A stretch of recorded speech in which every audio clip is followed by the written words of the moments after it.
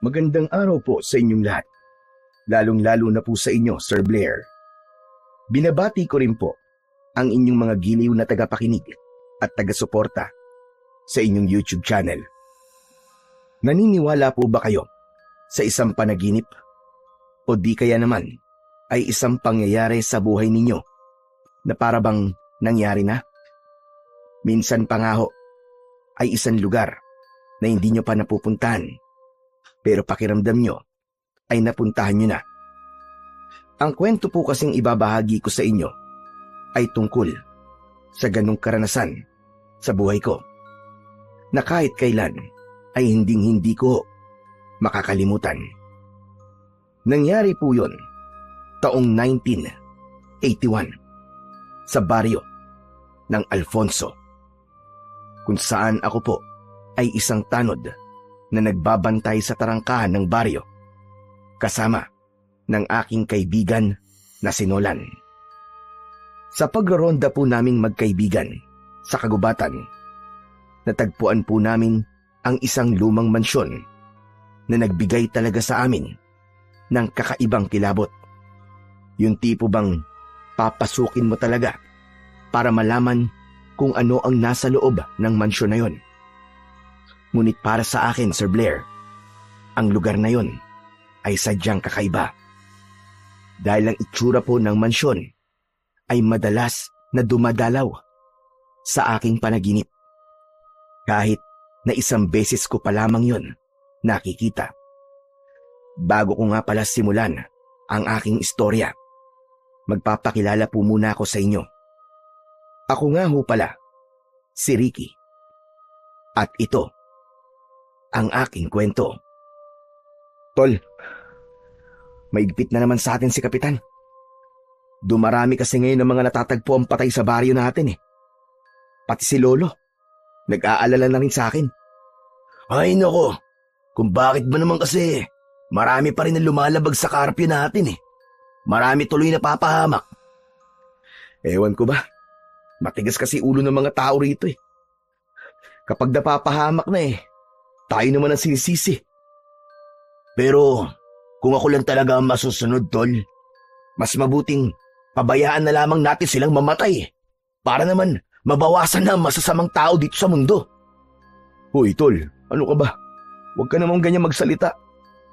Paano kung kapatid mo mapahamak? Sige nga, yan pa rin ba ang sasabihin mo? Siyempre hindi.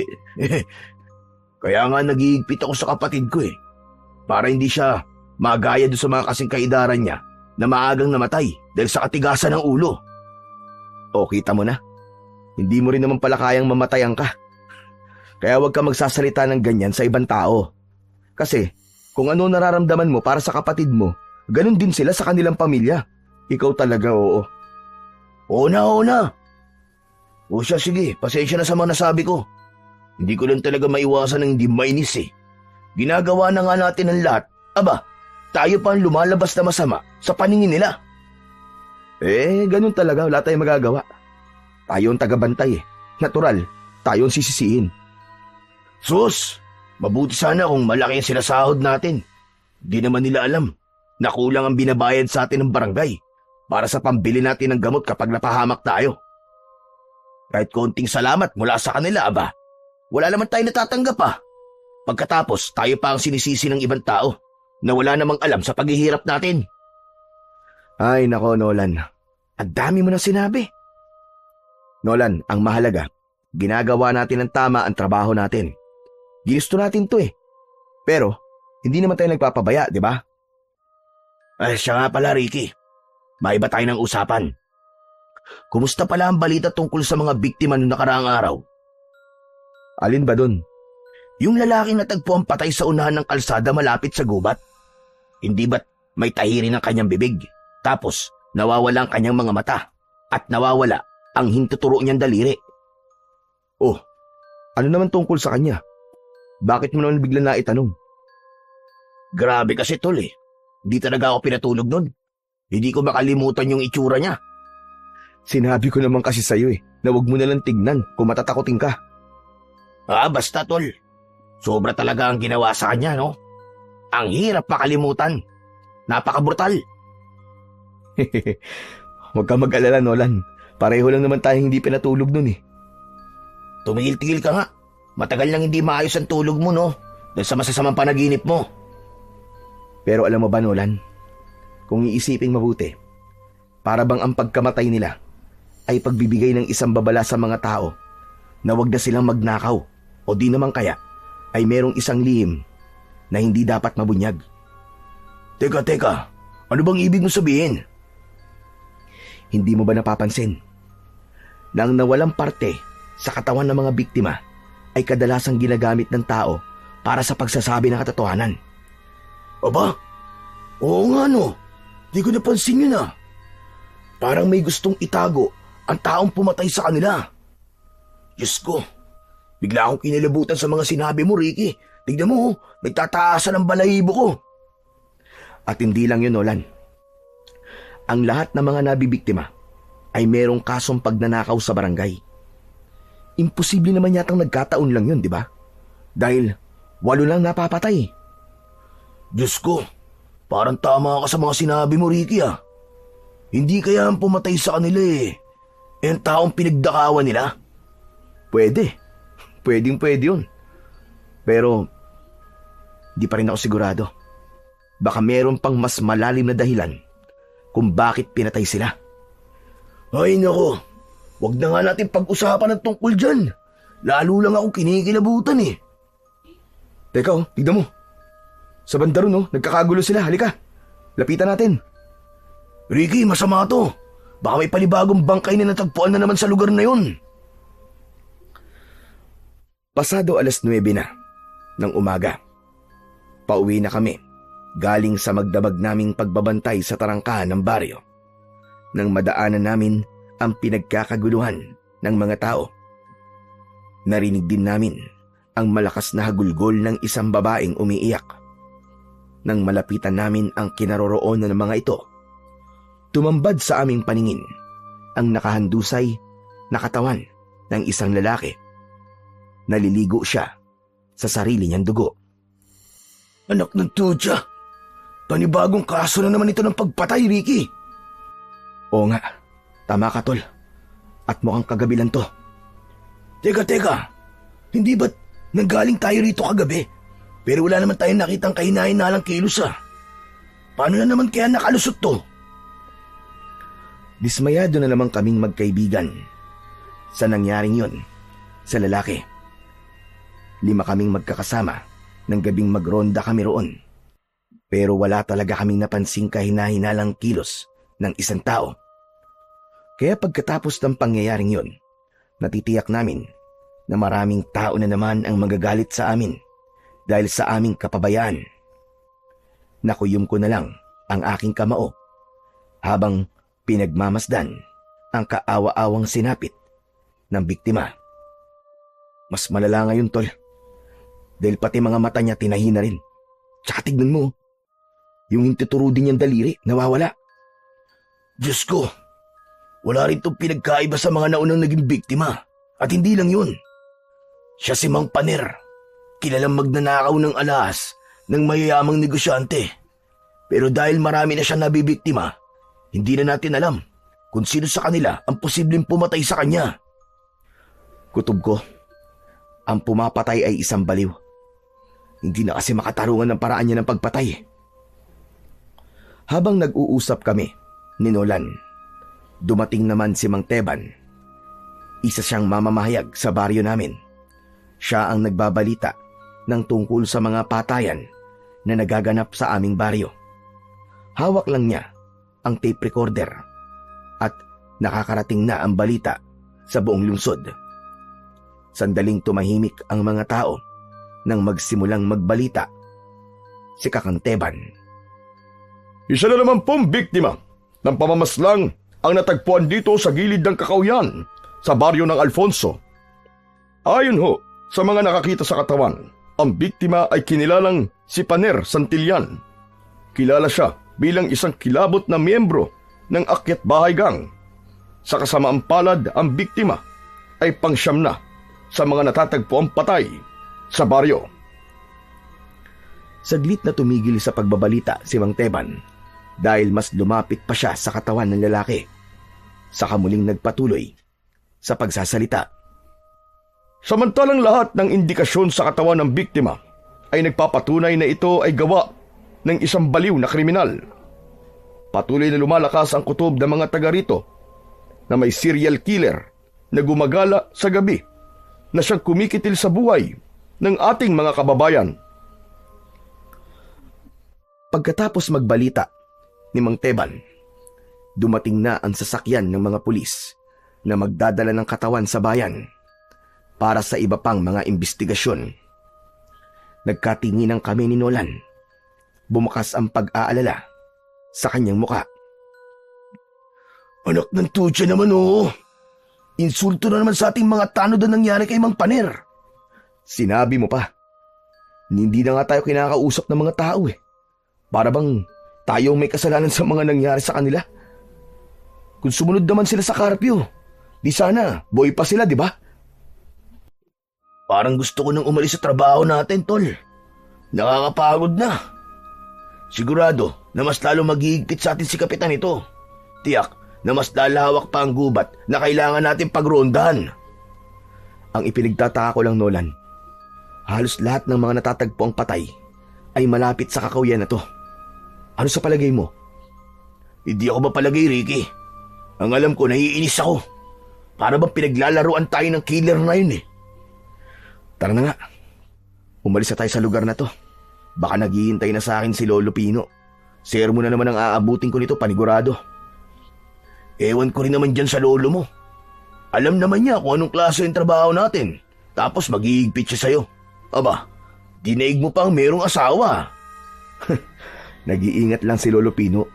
Hayaan mo na, matanda na eh. Ipinagpatuloy namin ang paglalakad sa mabatong kalsada na yon hanggang sa maghiwalay kami ng daan ni Nolan. Maya-maya pa ay nakarating ako sa tapat ng bahay namin ni Lolo Pino. Ulila na ako sa mga magulang.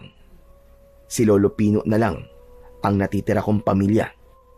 Kaya naman, naiintindihan ko siya kung bakit ganun na lamang ang pag-iingat niya sa akin.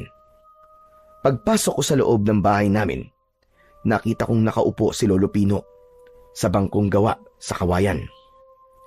Mabilis siyang tumayo at lumapit sa akin. Apo, aba kumusta? Ano nangyari sa pagroronda niyo kagabi? Bakit may namatay na naman daw? Hindi ko muna sinagot ang tanong sa akin ni Lolo Pino. Ibinaba ko muna ang batuta ko sa ibabaw ng lamesa bago ko siya kinausap. Kaya nga po, Lolo Pino hindi na po namin alam ang gagawin namin. Ginagawa naman po namin ang lahat, pero may namamatay pa rin. Grabe, Lo. Magaling talaga ang gumawa nun sa mga biktima. Palagi niya kaming nalulusutan. Sa palagay ko, sa ibang lugar niya pinapatay ang biktima. Pero dito niya lang dinadala. Ho? Bakit niyo naman po nasabi yan? Taga rito naman po yung mga nagiging biktima. At lahat po sila mga magnanakaw. Miyembro po ng Akyat Bahay Gang. Kung ganon, lahat ng pinapatay niya, magnanakaw na pumapasok sa loob ng bahay. Diyos ko, parang nakapagtataka naman yata. O baka, nagkataon lang. Lo, kung nagkataon lang po yun, bakit naman umabot na po sa siyam ang bilang nila? Diba? Isipin nyo nga ho, sa loob lang ng 2 linggo, siyam kagad ang napatay niya. Saglit na natigilan ang aking lolo. Nagulat siya sa aking mga sinabi. Dati naman ay walang pagroronda dahil tahimik ang aming baryo.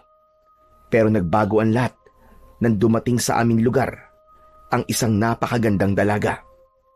Magmula kasi nun ay sunod-sunod na ang pagkamatay ng mga lalaki. Lo, kilala niyo po ba si Soledad? Kumunot ang noo ni Lolo Pino sa tanong ko, saka muling sumulyap sa akin at nagsalita. Soledad ba ka mo? Naku, wala naman akong kilala Soledad ah. Teka, ano ba meron sa kanya? Nililigawan mo ba? Hindi hulo. Siya po kasi yung bagong dating dito sa baryo natin. Simula po kasi nang dumating siya, Lo. Para ho bang sunod-sunod na po ang patayan sa baryo natin? Ay, nako, Ricky. Masama ang magbintang sa kapwa, lalo na kung wala kang ebidensya. Hindi ko naman po siya pinagbibintangan eh. Pinaghihinalaan pa lang ho. Kasi nakapagtataka lang po yung pagkakatugma sa pagdating niya at pagsisimula ng patayan sa baryo natin. Apo, hanggat walang patunay, huwag kang mag-isip na masama sa isang tao. Abay, para na rin panghusga ang ginagawa mo. Pasensya na po, Lo. Sige po, di na po mauulit. Maya-maya pa ay humikab ako para ipakita sa lolo ko na inaantok na ako. Kaya lang, ni minsan ay hindi ko naranasan ang magkaroon ng maayos na tulog. Dahil yun sa masasamang panaginip na dumadalaw sa aking pagtulog. O siya, sige. Magpahinga ka na at matulog. Babantayan na lang kita habang natutulog ka. Ganun kalaki ang sakripisyo sa akin ni Lolo Pino. Kailangan niya akong bantayan sa pagtulog. Madalas na dumadalaw sa aking panaginip ang isang nakakatakot na nilalang na nakatayo sa silid ko habang pinapatay niya ang isang babae at isang lalaki. Pagkatapos, ang kanilang puso ay dinudukot ng matanda at walang habas na nilalantakan yun sa harapan ko. Bukod pa ron, pare-pareho lamang ang itsura ng bahay sa bawat panaginip ko. 2 palapag yun na malaki ang sukat ng kabuuan ng mansyon. Kaya sa tuwing nagigising ako, nahihirapan akong huminga nang dahil sa labis na takot. Sige po, Lo, matutulog na po ako. Sige na, susunod na lamang ako sa kwarto mo. Isasalang ko lang sa kala ng sinaing. Pagpasok ko sa kwarto, ay sumalubong sa aking pang-amoy ang insenso at kamangyan na nakatayo sa altar na may anito na kulay itim. Ayon kay Lolo Pino, pantaboy raw yun ng kamalasan at masasamang enerhiya na sumasama sa akin sa pag-uwi ko.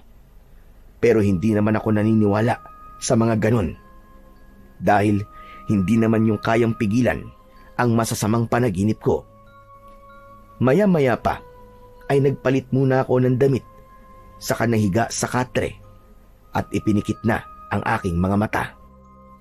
Pagkalipas ng ilang minuto ay lumalim na ang tulog ko. Kasunod nun, dinalaw na naman ako ng isang masamang panaginip. Teka, nasaan ako? Nasaan ako? Iginala ko ang aking paningin sa paligid. Wala ako sa aking sariling kwarto. Naninigas ang katawan ko habang nakatingin sa paanan ko. Isang matandang babae ang nakita ko. Nakaupo siya sa tumba-tumbang upuan na gawa sa uway. Nagtatahi siya ng damit habang nakangisi. Mabuti naman at gising ka na.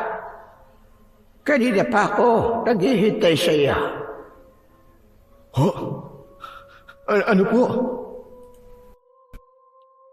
Tumayo ang matandang babae at sa paglapit niya sa akin sa higaan ay inilapit niya ang karayom na merong sinulid. Tatahiin niya sana ang aking bibig nang biglang may malakas na enerhiyang humila sa aking katawan. Kaya nagising ako mula sa aking panaginip. Habol ang sarili kong hininga ay umupo ako sa katre. Nakita ko si Lolo Pino. Nakatayo siya sa harapan ko. Hindi na maganda nangyayari sa iyo, Apo. Kailangan gamutin na kita. Huwag niyo na po akong gamutin, no? Dahil kahit ilang beses niyo pa po akong gamutin, paulit-ulit pa rin po na bumabalik sa akin ang masasamang panaginip na yun. Patawarin mo ako, Ricky, kung hindi kita kayang pagalingin. Wala naman po kayong kasalanan, Lolo Pino eh. Matagal na po akong nakakaranas ng ganito. Sanay na po ako. Pero Lo, yung panaginip ko po kanina, sinulid at karayom naman po ang hawak ng matandang yun. Hindi ko na po maintindihan kung ano po ba nangyayari sa akin. Natigilan si Lolo Pino. kaya napatitig ako sa kanya. Saka ko lang napansin na marumi ang laylayan ng pantalon niya na para bang nanggaling siya sa labas ng bahay. Lo, saan po kayo nagpunta? At marumi po ang paa niyo. Nag-ikot lang ako ng pagtatawa sa palibot ng bahay para maitaboy ang masamang enerhiya. Palagi kong naririnig yun mula kay Lolo Pino. Kaya hindi na ako nagtanong. Nang mapansin ko na madilim na ang paligid, ay bumangon na ako sa katre para maligo at magpalit na ng damit. Duty ko na naman ng gabing yon. Kaya pagkatapos kong maghanda, ay umalis na ako at nagpunta sa tarangkahan ng baryo. Nadatnan ko na roon sina Bernie, Nolan, Zoren at Lito na naghihintay sa akin. Oras na naman yon ng pagroronda namin. Pero bago kami magronda, ay siniguro muna namin na maayos na nakakapasok ang mga taong nagtatrabaho sa labas ng baryo. Grabe! Ang tagal mo naman, tol. Dapat nandito ka na kanina pa. Wala, pasensya ka na, tol. Napasarap yung tulog ko eh. O ano, kumusta sitwasyon dito? Eto, 2 tao na lang ang inihintay natin na makakabalik sa baryo. Inililista namin ang mga tao na labas-pasok sa baryo, pati ang oras ng kanilang pag-alis at pagdating. Yun ay dahil pa rin sa mga nangyayari sa baryo namin. Hindi namin isinara ang tarangkahan hanggat hindi pa nakakauwi ang mga lumabas na tao. Maliban na lamang kung lumampas sila sa 10:00 ng gabi ng oras ng karpyo. Isinasarado na namin yon kapag lumampas na sa oras, yung kasi ang utos ng kapitan. Meron lang na may iwan na isa para magbantay sa pinto at kami naman ay magroronda na sa kagubatan. 2 kaming pangkat sa pagroronda. 1 pangkat ni kapitan at pangkat naming mga tanod. Maya-maya pa ay bigla naming nakita si Soledad. Nangingibabaw ang ganda niya sa suot niyang mahabang bestida na kulay itim. Palagi siyang dumadaan sa tarangkahan ng 10:00 ng gabi. Kahit nakita ko na si Soledad, inginuso pa rin siya ng kaibigan ko. Babae oh. Ang ganda talaga ni Soledad, no? Kaya lang, suplade. Sus, nag-iingat lang ang tao sa mga kagaya mo. Nako, di niya dapat ako iwasan dahil mabuti akong tao, no? Hindi babaero at hindi manloloko. We, maniwala ako sa'yo. Natigil kami sa pag-uusap ni Nolan nang tumigil sa aming tapat si Soledad. Seryoso siyang tumingin ng matagal sa amin. Magandang gabi, Soledad. Pero hindi niya ako pinansin. Sa halip, nilampasan niya kaming dalawa ni Nolan. Dahil doon, nilapitan kami nina Bernie at Zoren. Kasunod ng pagbibiro nila sa akin. Si Nolan naman, hindi na iwasan ang hindi magkomento sa kilos na yon ni Soledad. Alam mo, Ricky, kakaiba talaga ang babaeng yun. Sabay turo ni Nolan kay Soledad na naglalakad sa madilim na daan ng kalsada papasok sa baryo namin. Bakit mo naman nasabi yan, tol? Ay nako, hindi mo ba napapansin? Hindi siya humingiti kapag binabati natin siya. Hindi rin siya nagsasalita. Ikaw talaga, puro ka namang kalokohan eh. Bakit naman tayo kakausapin nun? Hindi naman niya tayo masyadong kilala. Imposible yun. Palagi niya tayo nakikita dito sa tarangkahan, kaya kilala niya tayo. Tsaka, sa tuwing dumaraan siya rito, palagi siyang tumitingin sa'yo. Pero, hindi naman siya nagsasalita. Sumingit naman sa usapan namin si Zoren. At sinabi niya na baka raw nahihiyang magsabi sa akin si Soledad dahil naroon daw ang mga kaibigan ko. Kaya ang kaninang mahinang pagkantyaw nila sa akin ay nauwi sa malakas na tawanan. Hoy, ano ba kayo? Tumigil na nga kayo. Magsimula na tayo magtrabaho. Nang matapos ang oras namin sa pagbabantay, ay isinara na namin ang tarangkahan ng baryo. Nagronda kami sa kagubatan na halos paulit-ulit naming nilibot ang buong Kakawyan. Pagsapit naman ng 4:00 ng madaling araw, ay nagpasya na kaming umuwi sa bahay. Dahil katulad ng dati, wala na naman kaming nakitang kahina-hinalang kilos sa paligid. Ngunit pag-uwi namin, kasama sina Zoren, Lito, Bernie at Nolan, natigilan kami. Isang bangkay na naman ang nakita namin na nakahandusay sa daan. Isang babae, kagaya na nangyari sa mga naunang biktima. Tinahirin ang bibig nito, butas ang mata, at wala na ang hintuturong daliri. Hayop talaga! Meron na namang pinatay! Hindi na ba tayo tatantanan ng serial killer na yon? Pambihira. Pati babae pinatay niya. Wala talaga siyang awa. Halos gabi-gabi na nangyayaring to, Ricky ah. Hindi na talaga magandang nangyayaring to. Nung una, ay konti pa lang ang tao na naroroon, hanggang sa dumagsa na ang mga taong nakikiusyoso sa mga nangyari. Pati sina Soren at Lito, hindi na rin maipaliwanag kung paano nakakalusot sa amin ang killer na pumapatay sa mga biktima. Si Bernie naman ay tahimik na nakatingin sa katawan ng babae. Nagulat na lang kaming lahat nang bigla siyang lumuhod sa lupa at napahagulgol ng iyak. Pambihira! Si Clarita pala to! Ang dating nobya ni Bernie! Hindi ko kagad nakilala dahil halos namamagana ang mukha niya. Teka, hindi naman magnanakaw si Clarita. Bakit kaya siya naman ang pinatay ng killer? Akala ko naman wala na sila. Hindi ba't nagloko si Clarita? Bakit niya pala iiyakan ng walang kwentang babae na yan? Huwag kang magsalita ng ganyan, Nolan. To si Raulo to. Kahit na ano pang nangyari sa kanila, nagmahalan pa rin sila dati. Di ba muntik pa nga magpakamatay si Bernie dahil sa sobrang sakit ng ginawa ni Clarita sa kanya? Pero tignan mo naman, umiyak pa rin siya sa babaeng yan. Sino kaya ang pumatay kay Clarita? Posible kayang ang pumatay kay Clarita ay ang lalaking ipinalit niya kay Bernie? Imposible yun. Dahil sundalo ang nobyo ni Clarita ngayon eh. Hindi yun nakadestino rito. Kung sa bagay, may punto ka naman.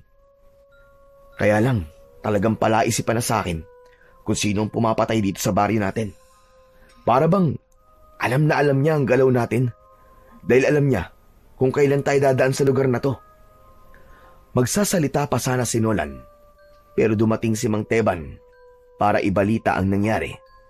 Dala ang tape recorder na ginagamit niya sa pagbabalita. Pumwesto siya sa tabi ni Clarita, habang si Bernie naman ay tahimik na umalis sa lugar na yon. Maya-maya pa ay sinimulan na ni Mang Teban ang pagbabalita. Mga kababayan, isa na naman pong patay ang natagpuan sa gilid ng kalsada. Ang biktima ho ay kinilalang si Clarita Ibanez, 18 taong gulang, na dating kasintahan ho di umano ng isa sa mga tanod na si Bernie Arreglado. Samantala, ang kapitan naman ay patuloy na nagsasagawa ng investigasyon sa mga posibleng pinuntahan ng biktima at kung sino ang huli niyang nakasama. Hanggang sa ngayon, mga kaibigan, ay wala pa rin nahahanap ang mga kapulisan sa posibleng pumatay sa dalaga. At dahil doon, marami na rin ang lumilitaw na usap-usapan dito na ang pumapatay raw sa mga biktima ay isang aswang. Nang marinig ko ang sinabi ni Mang Teban, ay bigla akong natigilan at napatingin kay Nolan. Nagulat kami sa sinabing yon ng mamamahayag. Teka, aswang? Bambira, para naman yatang hindi yung kapanipaniwala. Mas lalo lamang niyang ginugulo ang isip ng mga tao eh. Huwag mo nalang pansinin ang sinabi niya, Nolan. Baka marinig ka pa, magalit yan sa'yo. Sige ka. Hindi ako nagkamali. Dahil hindi namin namalayan na nakalapit na pala siya sa tabi namin. Biglang namutla si Nolan nang tumingin si Mang Teban sa likod niya. Teka, tama ba narinig ko? Pinag-uusapan niyo ako? Naku Mang Teban. Hindi po namin kayo pinag-uusapan. Dismayado lang po kami sa ibinalita nyo. Dapat lang kayo madismaya. Dahil may aswang talaga sa baryo nyo. Pero hindi nyo man lang nalaman. Pasensya na ho kayo, Manteban, ha? Kaya lang hindi naman po kami naniniwala sa mga aswang-aswang. Sige, kayo ang bahala. Basta ako, ginagawa ko lang ang trabaho ko. Trabaho pong ang magpakalat ng maling impormasyon sa mga tao, ganun ho ba? Ano sinabi mo? Huwag niyo pong isali ang aswang sa ibabalita niyo, Mang Teban. Dahil mas lalo lamang po magdudulot ng kaguluhan yun sa mga tao. Kakaisa pa, wala rin naman sa itsura niyo ang maging isang mamamahayag. Kumunot ang noon ni Mang Teban. Galit na galit siyang dinuro ako sa muka. Ikaw huwag mo nga akong pinakikialaman sa mga diskarte ko. Bakit hindi na lang ang trabaho nyo ang atupagin nyo, nang wala nang mamamatay sa baryong ito? Ginagawa po namin ang tungkulin namin. Ginagawa nyo nga ang tungkulin nyo? Bakit marami pa rin ang namamatay? Mga buwisit, ang hilig nyong makialam sa trabaho ng iba. Pero yung trabaho nyo, hindi nyo inaayos. Palaging palpak. Mga walang kwenta. Abat, wag Ricky. Wag natin siya patulan. Dapat sa kanya, tinatahi na rin ang bibig. Sa pagkakataong yun, pinigilan ko ang aking sarili. Hinayaan kong umalis si Mang Teban sa harap namin. Pero talagang nasaktan ako sa mga sinabi niya.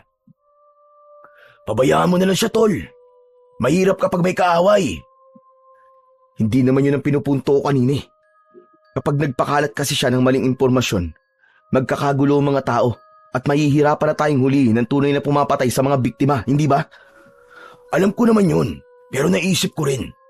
Wala namang magbabago kahit makipag-away tayo sa kanya. Ay nako, sana talaga matigil na ang pagpatay sa mga kababaryo natin. Pati ako, nag-aalala na rin sa kaligtasan natin. Isang malalim na buntong hininga ang pinakawalan ko habang tinitignan ang biktima na pinag-uusungan ng mga dumating na pulis.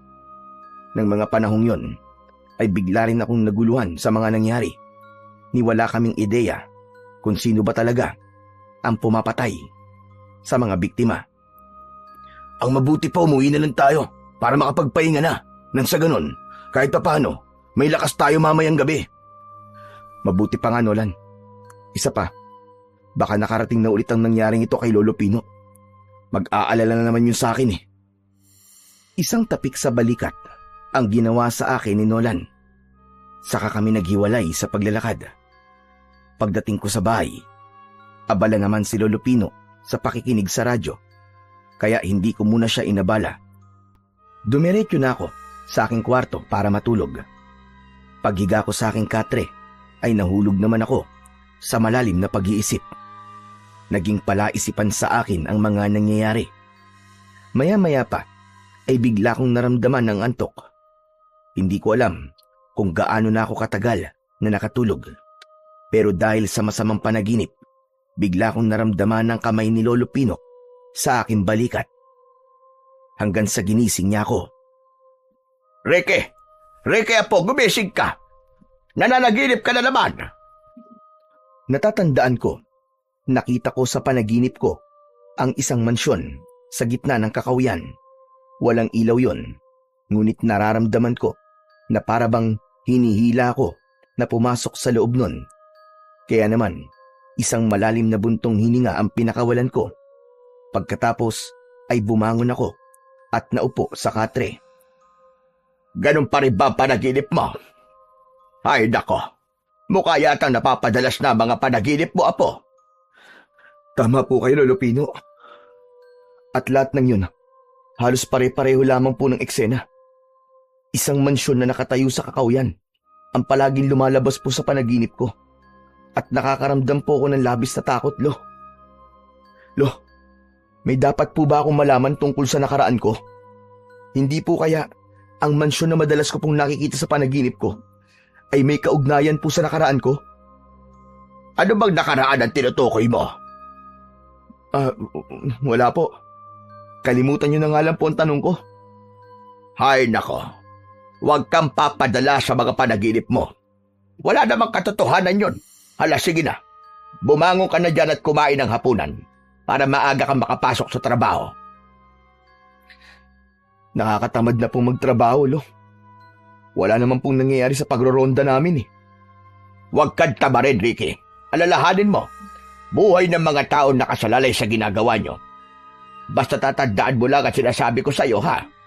Huwag kang lalayo sa pagroronda. Huwag kang pupunta sa pinakapusod ng kagubatan. Bakit naman po? Marami ang mababangis na hayop sa lugar na yon. Kaya nga palagi ko sinasabi, hindi lang dapat puro batuta na lamang ang dala nyo. Dapat may sandata rin kayo na magagamit laban sa kanila. May dala naman po akong kutsilyo eh. Sapat na po siguro yun. Ikaw ang bahala.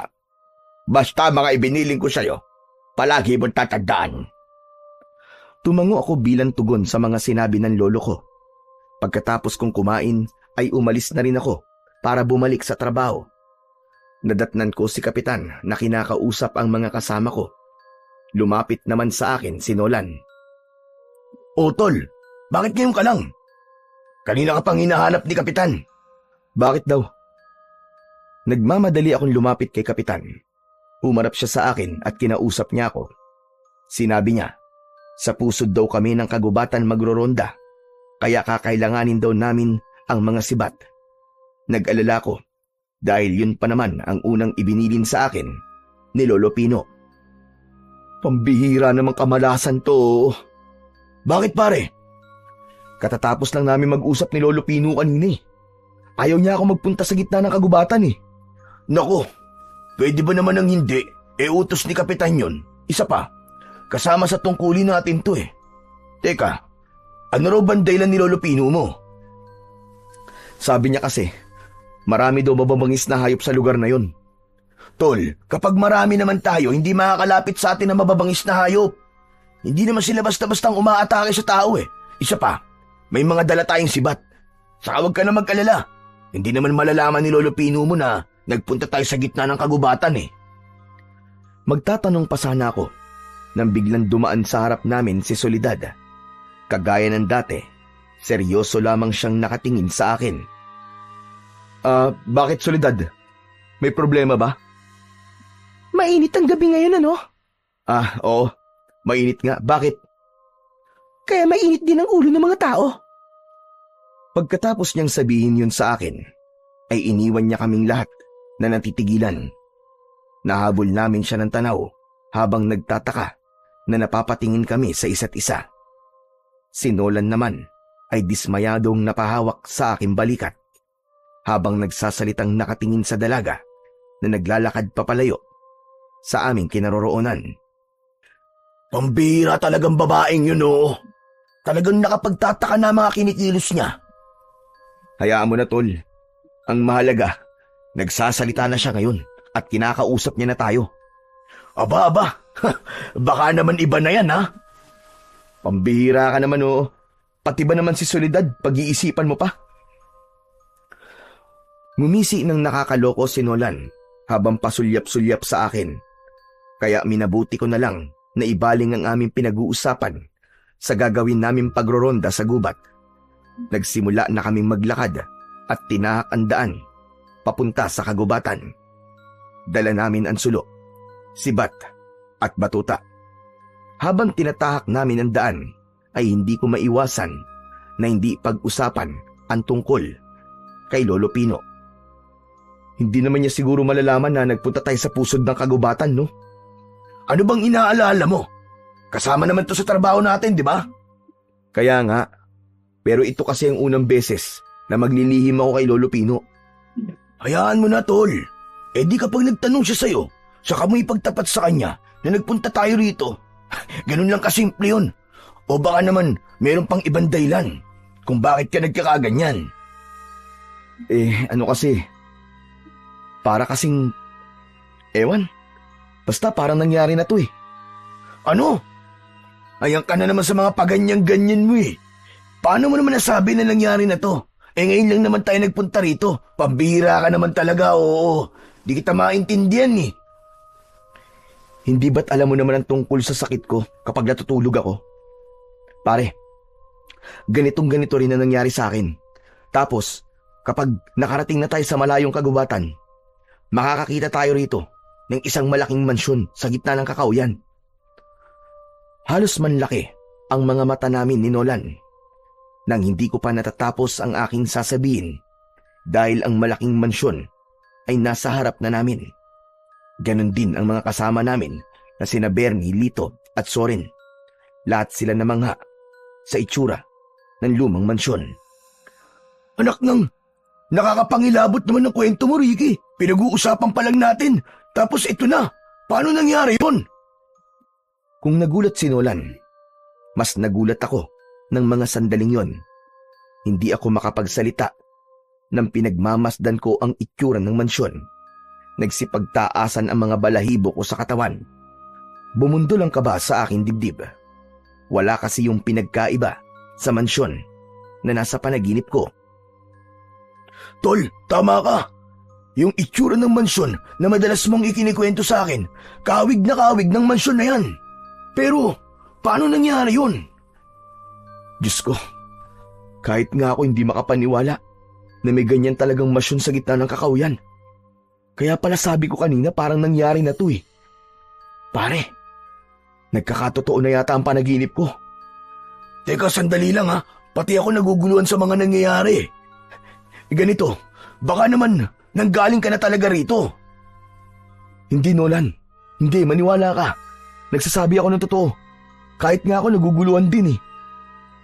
Lumapit sa amin sina Soren, Bernie at Lito nang mapansin ng mga ito ang pagkabalisa namin ni Nolan. Ayon sa kanila, ay nagsipagtaasan daw ang kanilang mga balahibo sa katawan dahil sa aming mga pinag-uusapan. At habang nakatayo kami sa labas ng gate ng mansyon, nakita namin ang mga paniki na lumilipad sa itaas ng bubong nito. Habang sa likod nun ay kita namin ang bilog na buwan. Pero higit sa lahat, walang ilaw ang buong mansyon. Walang indikasyong may nakatira doon. Kaya naman, iniwan namin ang aming mga sibat at dinala lang namin ay ang batuta at sulo. Kung hindi ako nagkakamali, may 4 na kwarto ang mansyon na yan. 2 balkonahe sa taas at ibaba. Sa pangalawang palapag, merong isang silid. At sa loob nun, merong isang bangkong tumba-tumba. Sa katabi nun, may lumang aparador. Ano kaya kung pasukin natin para malaman natin kung totoo nga ang mga nakikita mo sa panaginip mo, Ricky? Seryoso akong napatingin sa aking kaibigan. Ganon din na mga kasama namin na sumang-ayon sa gustong gawin ni Nolan. Sigurado ba kayo na gagawin natin to? Baka nakakalimutan nyo. Pagroronda ang sinadya natin sa gubat na to. Pero malay mo naman, kung nandito ang kasagutan sa lahat ng mga katanungan natin tungkol sa totoong dahilan ng pagkamatay ng mga tao, di ba?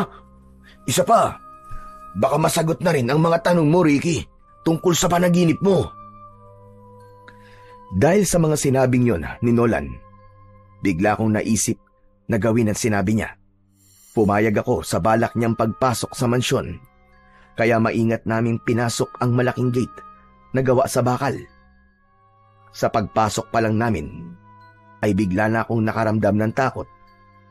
Kakaiba ang bigat na nararamdaman ko. Pati ang itsura ng bakuran. Walang pinagkaiba sa itsura ng panaginip ko. Kaya mas lalo akong naging interesado na mapasok ang loob ng mansyon. Habang papalapit kami, sa pintuan ay pabilis ng pabilis ang tibok ng puso ko. Pakiramdam ko ng mga sandaling yon ay hindi na ako humihinga dahil sa labis na pag-aalala. Maya-maya pa ay tumambad sa aming paningin ang nakasaradong pintuan. Nolan, sige na. Ikaw na magbukas ng pintuan. Total, sanay ka naman sa mga kandado eh. Ano ka ba naman, Ricky? Ikaw na ang gumawa, di ba, sa panaginip mo. Dapat alam mo kung paano buksan yan.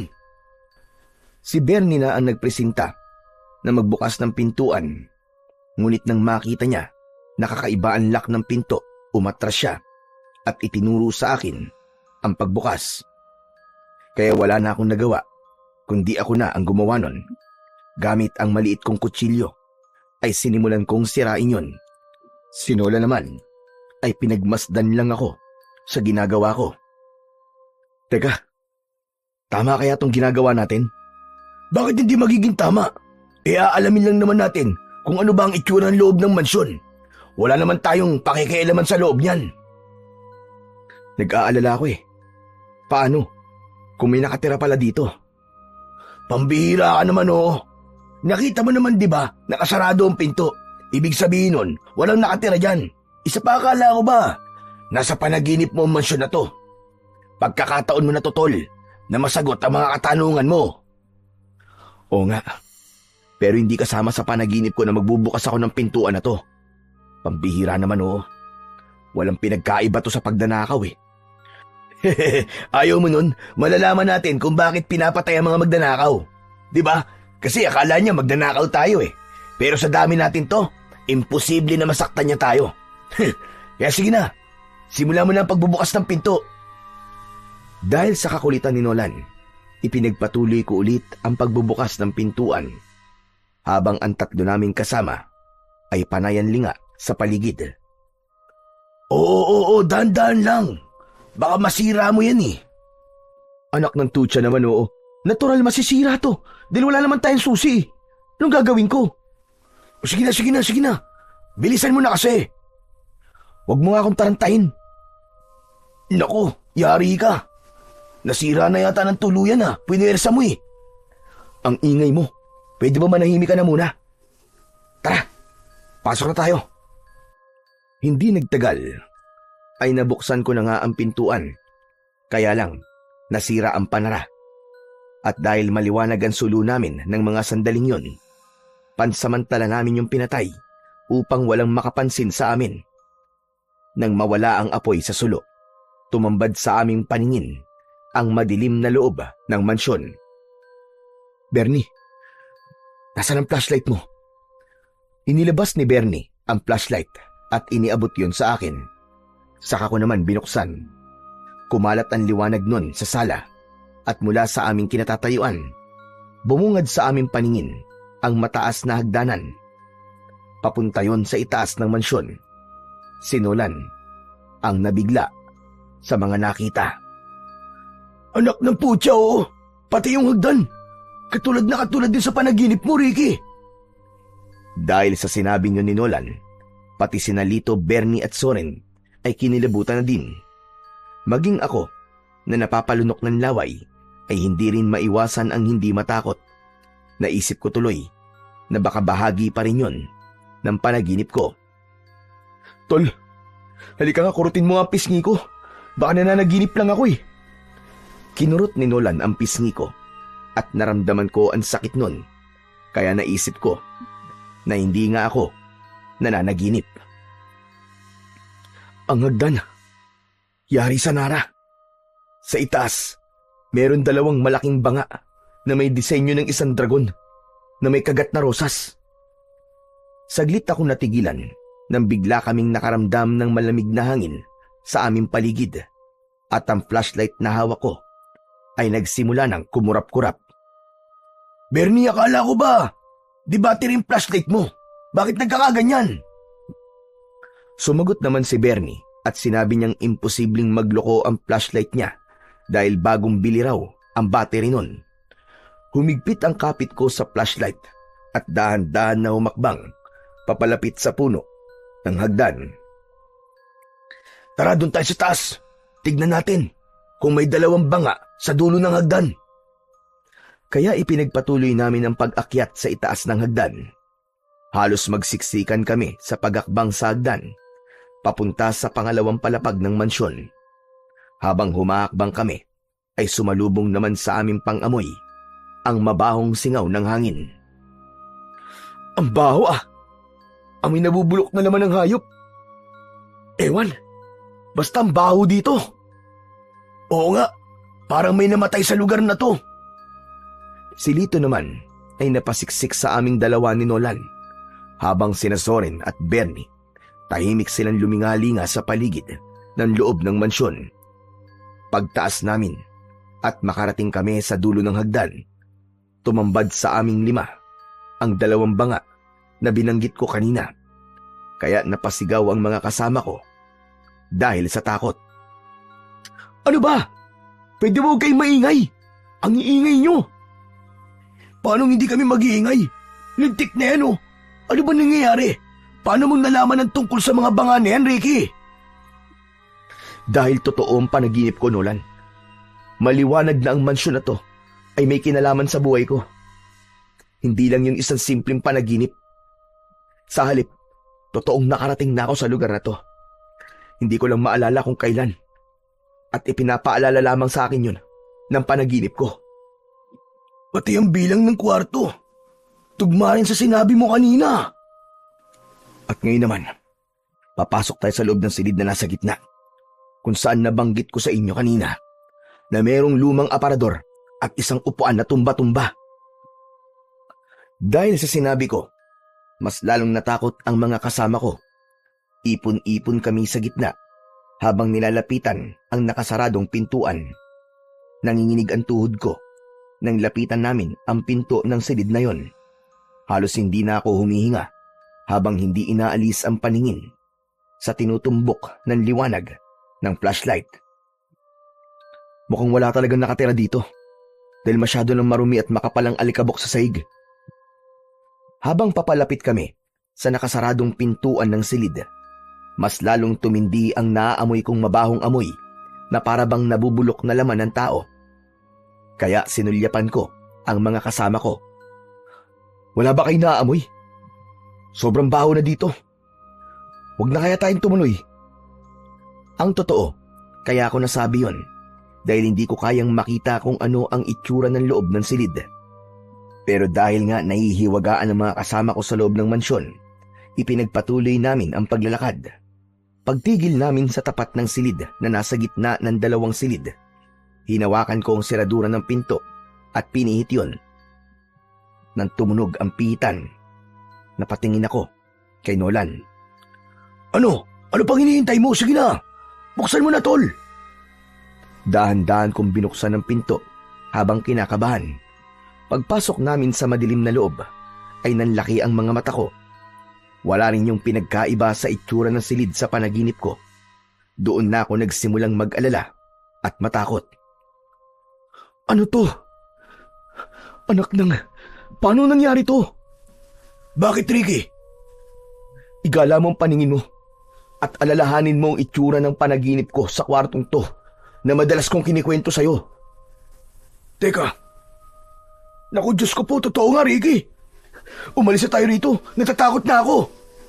Nolan, sabihin mo, bakit nangyayari sa akin to? Abay, malay ko sa'yo. Si Lolo Pino ang tanungin mo. Siya ang nagpalaki sa'yo eh. Isang tumba-tumbang bangko, isang lumang aparador at isang kama. Lahat ng itsura, pati kulay, ay katulad sa mga nakita ko sa panaginip ko. Teka, bakit lumalapit ka sa aparador, Ricky? Huy, Ricky, anong gagawin mo? Hindi ko sinagot si Nolan. Kahit natatakot na ako, gusto kong malaman kung ano ang laman ng aparador na yon. Madalas kong makita ang isang matandang babae na may kinukuha sa loob nun. Dala ng kuryosidad at pagpapadala sa bugso ng aking damdamin, binuksan ko yon. Sa pagsalubong ng alikabok sa aking pangamoy, bumungad sa aking paningin ang maraming iba't ibang kulay na sinulid. Sa pinto naman ng aparador, may karayom, gunting at tela. Ano mga yan? Teka, hindi ba't kakulay sila ng mga sinulid na ginagamit sa pagtahi sa bibig at mata ng mga biktima? Napansin mo ba? Nanginginig ang aking mga kamay nang dumako ang aking paningin sa mga garapon na nasa istante ng aparador. Sa pagkakataong yun, napaupo ako sa sahig at lalong nagkagulo kami sa loob ng kwartong yun. Mga hintuturo ng daliri na nakababad sa dilaw na likido. Bawat garapon may numero at pangalan. Sa kabilang istante, nakahilera naman ng mga payat na bote. Nasa loob ng boteng isang pares ng mga mata ng tao, nakalutang sa kulay pulang likido. Ano ba yan? Bakit may ganyan dito? Lintik na! Bahay ng killer ang napasok natin! Kung killer ang nakatira dito, anong kaugnayan ng mansyon na to sa panaginip ko? Sa palagay ko, hindi natin yan dapat pinag-uusapan dito. Kailangan na nating umalis dito. Nasa panganib tayo mga tol! Dahil sa takot ay nagsimula na kaming magkagulo. Nataranta sina Soren at Bernie. Gusto lang nilang umalis. Kaya naman, mabilis kong isinara ang pinto ng aparador. Ngunit bago kami lumabas ng kwarto, nabaling ang aking atensyon sa isang maliit na libro na nakaipit sa bangkong tumba-tumba. Kaya mabilis ko yung kinuha at isinuksok sa aking bewang. Saka mabilis na tumakbo palabas ng silid. Mabilis din kaming nakababa sa hagdan. Ngunit biglang lumakas ang malamig na ihip ng hangin. Nagbukas sarado ang pintuan at mga bintana. Kasabay nun, ang pagsara ng tuluyan ng lahat ng aming madadaanan. Nagkagulo kaming lahat. Nagsisisigaw dahil sa takot.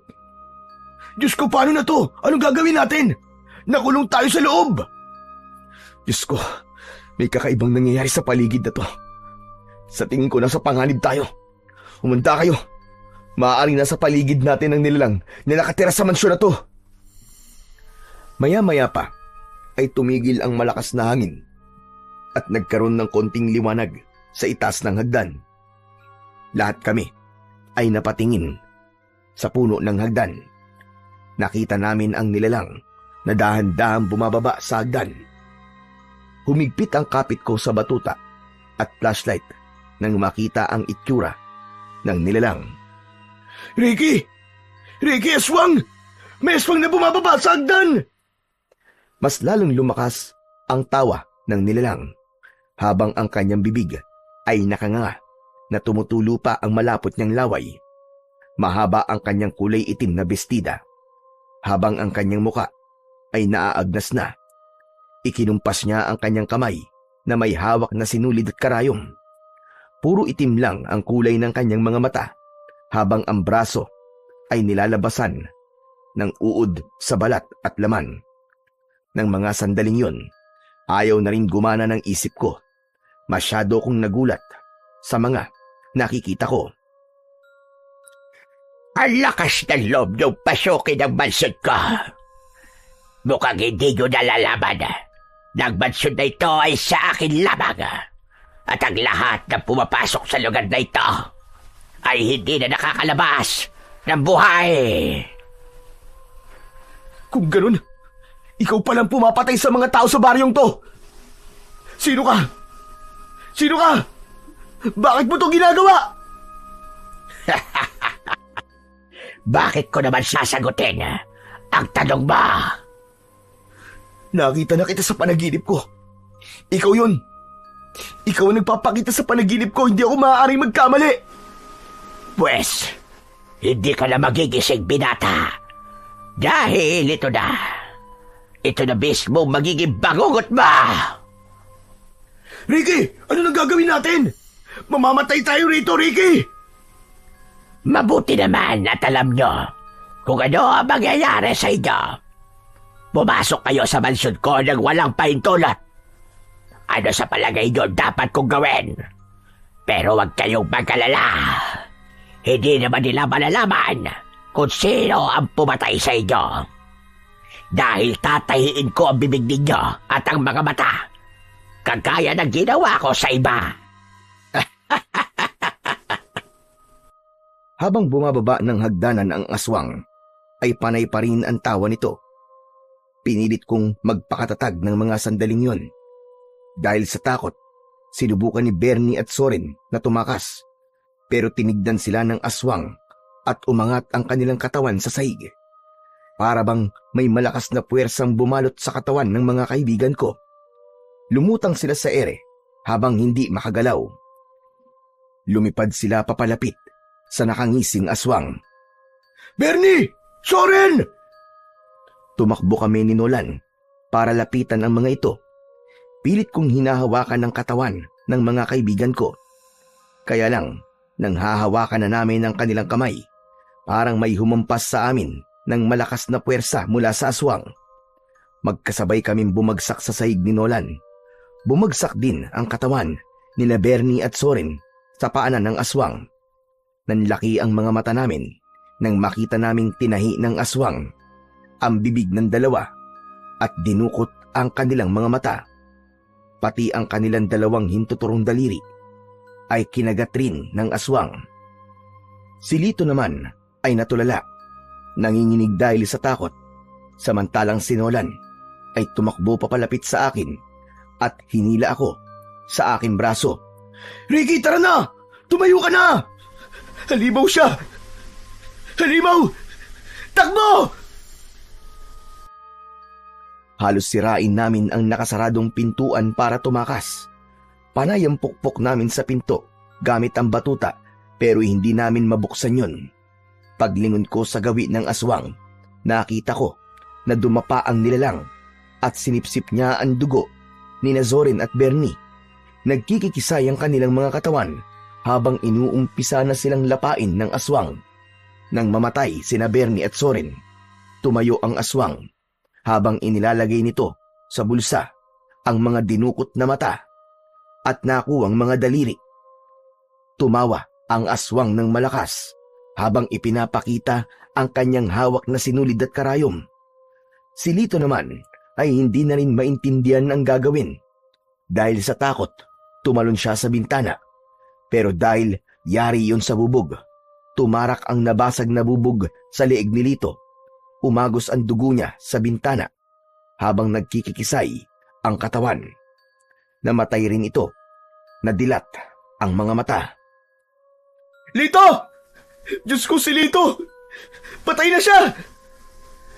Kay sarap namang panoorin ang mga natatakot na tao. Dapat lang sa inyo yan. Pakialamero kasi kayo. Kung hindi kayo nangahas na pumasok sa mansyon ko, hindi sana sila namatay. Sige, subukan mo lumapit, halimaw ka. Kundi papatayin kita. Kampun ka ng kadiliman. Hindi ako natatakot mamatay. Dahil hindi naman ako makakaranas nun. Matagal ko nang inaalay ang buhay ko sa hari ng kadiliman. At walang kahit na anong sandata ang makakapatay sa akin. Itinaas ng aswang ang sinulid at karayom habang humahakbang siya papalapit sa aming kinaroroonan. Ricky, kailangan na natin lumaban sa kanya dahil kung hindi, papatayin tayo ng hayop na yan. Huwag na kayong lumaban. Wala na kayong magagawa. Mapapabilang na rin kayo sa mga koleksyon ko. Hindi! Hindi ka magtatagumpay, halimaw ka! Lalaban kami kahit anong mangyari! Umalingaw-ngaw ang malakas na tawa ng aswang at ang hawak kong flashlight ay nagsimula ng magkurap-kurap. Maya-maya pa ay tumubo sa likod ng aswang ang malapad niyang pakpak. Pagkatapos ay lumipad ng paikot sa itaas ng kisame. Sinamantala namin ang pagkakataon habang nasa itaas pa ang aswang. Sige na, Nolan! Sirain na natin ang pinto! Dalian mo! Pinagtulungan namin ni Nolan na sirain ang pintuan. Ngunit hindi ko namalayan na nasa likod na pala namin ang aswang. Naramdaman ko na lang ang pagguwit ng sakit ng likod ko. Umangat ang aking paa sa saig at bigla akong inihagis papalayo kay Nolan. Bumaling sa akin ang aswang habang nakangisi na lumapit sa aking kinaroroonan. Hinagis niya ang sinulid at karayom habang ako naman ay gumagapang sa sahig at pilit na inaabot ang nabitiwan kong batuta. Pero dahil mabilis siyang nakalapit sa akin, bumaon ang kuko niya sa balikat ko. Ah! Bitiwan mo ako! Bitiwan mo ako! Halimaw ka! Ricky! Akin na ang buhay ng kaibigan ba? Pakawalan mo si Ricky! Pakawalan mo siya, aswang! Nolan! Tulungan mo ako, tol! Dahil sa pagdagit sa akin ng aswang, hindi ko na nahawakan ang aking batuta. Kumapit ako sa kanyang braso.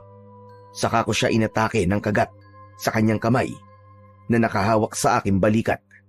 Nabitiwan niya ako at bumagsak ako sa sahig. Naramdaman ko ang pagtama ng aking katawan sa semento. Halos mapangiwi ako sa labis na sakit. Maya-maya pa, bumaba ang aswang at muling nawala ang pakpak niya sa likod. Naglakad siya papalapit sa akin. Habang umaangil, panay ang kumpas niya ng kamay na para bang nagsasayaw. Akma na sana siyang aatake sa akin nang lumitaw ang malakas na liwanag mula sa nasirang bintana. Nanggagaling yon sa labas ng mansyon. Layuan mo ang apo ko! Umalis ka sa loob ng mansyon! Nabuhayan ang loob ko nang marinig ko ang boses ni Lolo Pino. Kahit may sugat ako sa katawan, pinilit kong tumayo. Lumapit sa akin si Nolan para alalayan ako sa pagtayo. Ha? Huwag kang makialam dito. Hindi mo naman ako kayang pigilan. Pero kaya kitang paslagin! Agad na pumasok sa loob ng mansyon si Lolo Pino. Kaya nakita niya ang patay na katawan ni Lito. Pagpasok niya sa loob, agad niyang sinabuyan ng asin ang aswang. Kaya napasigaw ang aswang dahil sa labis na sakit. At dahil doon, lumipad ito, paitaas, at sinira ang bubong ng mansyon. Nang mawala ang aswang sa paningin ko, saka ko lang naramdaman ang sakit mula sa akin sugat. Halina kayo! Kailangan na nating umalis bago pa siya bumalik! Paano po mga kaibigan namin, Lo? Wala na tayong magagawa sa kanila. Patay na sila! Lo, marami po kayong dapat ipaliwanag sa akin. Tara na! Saka na kayo mag-usap! Umalis na tayo rito! Inalalayan nila ako sa tigkabilaan kong braso. Naluluwa kong nilampasan ang nakahandusay na katawan ni Lito. Sa isang iglap, 3 kaibigan ko ang namatay. Dahil sa pagpasok namin sa mansyon na yon, idagdag pa ang alalahanin namin kung paano namin ipapaliwanag sa kanilang pamilya ang mga nangyari sa kanila. Pagkalipas ng ilang oras na paglalakad, sa wakas, narating namin ang bahay. Kasama namin si Nolan na pumasok sa loob ng aming tirahan. Diretso sa silid si Lolo Pino. Pag-upo ko sa gilid ng katre, ay agad na akong nagtanong kay Lolo Pino. Lo, hindi na po kayo maaaring magsinungaling sa akin. Ano po ang ibig sabihin ng mga panaginip ko? Ang mansyon na yon. Yun din po ang mansyon sa panaginip ko, Lo. Ano po ba talagang totoo? Ngayon na nalaman mo na ang buong katotohanan tungkol sa mga panaginip mo. Panahon na siguro para ipagtapat ko sa iyo ang tungkol sa nakaraan mo. Apo, patawarin mo sana ako kung matagal kong itinago sa iyo ang katotohanan. Ano po ba ang totoo, Lolo? Isa akong mabuting mambabarang na merong kakayahang bumura ng alaala ng tao. Kung ganun, binuran niyo po ang alaala ko sa nakaraan. Pero bakit po? Ano pong dahilan niyo, Lo? Pinatay ang mga magulang mo sa harapan mo, Ricky. Na-trauma ka. Nawala ka sa iyong sarili. Lahat ay kinakatakutan mo. Hindi ka kumakain. Hindi ka rin natutulog. Bakit niyo po yung ginawa, Lo? Bakit niyo po yung ginawa? 5 taon ka pa lang noon nang mangyari sa iyo ang bagay na yon. Kaya nag-alala ko at ginamit ko ang kakayahan ko para alisin ang takot na yon sa isip at puso mo.